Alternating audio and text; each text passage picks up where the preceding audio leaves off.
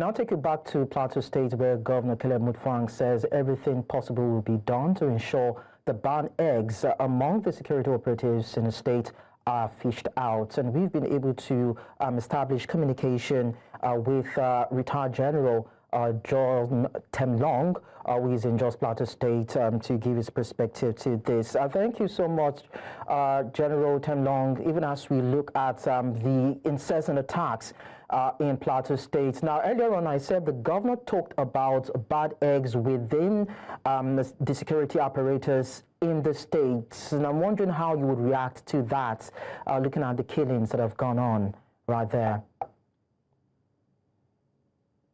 Well, thank you very much for having me. First of all, my heart reaches out to the families of those who lost their loved ones in Riyom local government, not just Riyom, but the whole country were facing these problems that are seemingly intractable.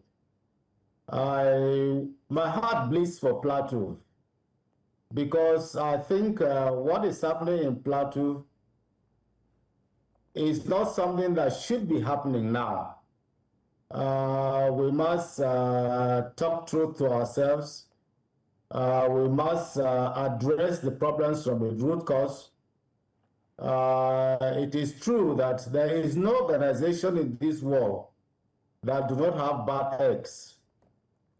I know the military has a system, a robust military justice system that deals with people who compromise. If the governor or the people have any evidence against any of us, once it is forwarded to the GOC, the STF commander, they will be dealt with either summarily of those who can be dealt with, or a court-martial will be convened. I know there is a standing court-martial in the division now that has been trying people and the rest. It is the same people here who will come back and start disturbing us to intervene when they charge some of these soldiers to be tried, that we should help them. And we say, how do you want to help them? You are saying that the people are bad. Let the law take its course. So I think the governor, if he says there are if identified bad eggs, which is everywhere, like I said, even in his government, there are bad eggs. If he looks closely, even in our homes, in our families, there are bad eggs. So we must be able to deal with bad eggs as they show or they rear themselves. If they are not correctable, you know where to send them to. The jails, the correctional centers are not established just there as an organization, but there to keep people and correct them. So I really believe that once they are established this thing, they should do. And you know, one thing that bothers me and which we must talk to ourselves too is that these crises are not a continuous thing that every day people are this thing. There's always a trigger. Let's find out those triggers. Let's find out those triggers. What are the triggers that causes people to fight on both sides? Why are people on one side fighting, the other one will fight and retaliate and the rest? Okay. Let's find out what those triggers are and address them. Okay, so we also understand that the Riyom killings happened. General Temlong, we also heard that the Riyom killings happened despite early warning, because that's part of what the locals claim. So how do we increase response time by the security operatives, most especially when attacks go on in the affected areas?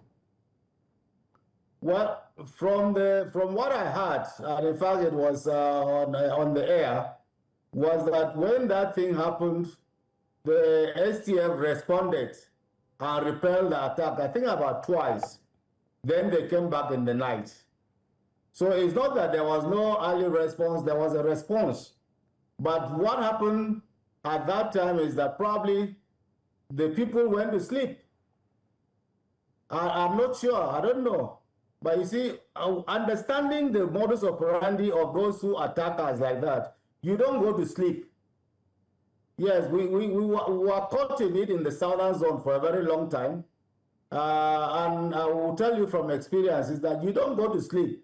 Once they attack you once, twice, you repel them, you must be on your guard. So if you go to sleep, you are courting disaster.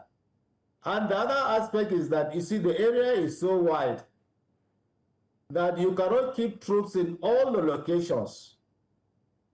So what they need to do, which I have been preaching, is that we must get our communities to survive. Yes, we must get our communities to survive, and that's what I call community resilience. And we have to do it. Let's throw politics away. Let's look at the lives of our citizens. Okay. Let's look at Nigeria as a whole and start working towards that. In fact, at the last National Security Seminar in Abuja, we discussed some of these things too, and we believe that if the subnational governments and the local governments are serious, we'll be able to do this thing, to at least reduce this thing to a bare minimum. I'll give you an example. The National Security Advisor gave a lecture at the 50th anniversary of the 18th regular course. Okay. That is the course of the Sultan of Sokoto. We were their seniors, so they invited us, some of us, to the 50th anniversary dinner. And the National Security Advisor said that we must use veterans to be able to overcome our security challenges. We know the terrain. We taught these ones. They served under us. And we are back with the citizens, and we know what is going on. It's not the news or it's not what the people in government are hearing. Because if you seclude yourself to your political people, you hear music.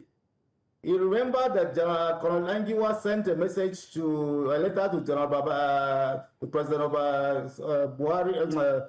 President Tinubu, accepting his CFR. And he specifically mentioned to the president, say, he should stop listening to sycophants. Okay. Every level of governance in this country, there are too many sycophants. And once you listen to one sort of music, you don't want to listen to the slow rhythm, you have problems.